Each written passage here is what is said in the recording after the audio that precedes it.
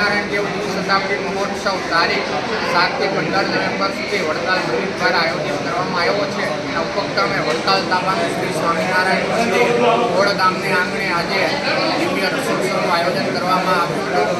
આજે ગંગા દશેરાનો પરમ પવિત્ર દિવસ છે।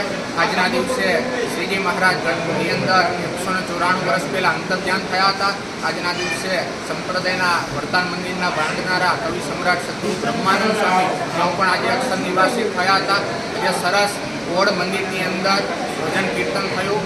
એના યજમાન અમારે અક્ષર નિવાસી સૂર્યાબેન, તેમના નિમિત્તે તેમના પરિવારમાંથી સંજયભાઈ તથા ગિરીશભાઈ પટેલ તેઓ આજે યજમાન હતા।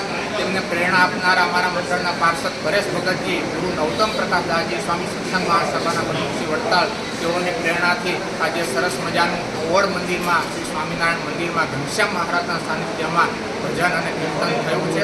અસ્તુ જય સ્વામિનારાયણ।